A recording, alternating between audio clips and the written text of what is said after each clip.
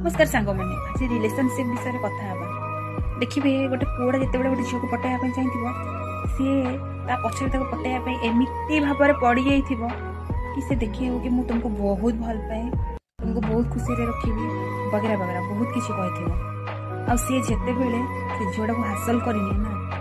से सी ठीक तार रंग देखा स्टार्ट करे मुझे जो सारा स्वप्न देखिए मो बा हेबी आम फैमिली बढ़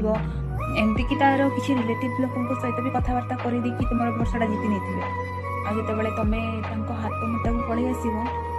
सी सडनली एमती भाव में चेंज हे कि तुम ही भाविया को रही कि मुझे एक्चुअली ये पिलाटा भल पाई ना आउ क्या पाई एमती केमती है मैं तुम्हें से जिनसा कैच ही कर पारनी कि एमती केमती है से एमती केमती कर पारा बिहेवियर रे चेंज आसी जाए तुम सहित रहा स्टाइल चेंज हो जाए मैंने बहुत किसी चेंज हो जाए जोटा सडनली झील मैंने कैच ही कर पारती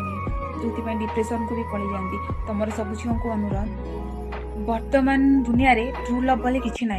तुमको जदि कही मैं तुमको बहुत भल पाए तुम बिना मरीजी वगैरह वगैरह कथा भी जब कहे ना तुम आखि बंद करके तरली जाओनी कहीं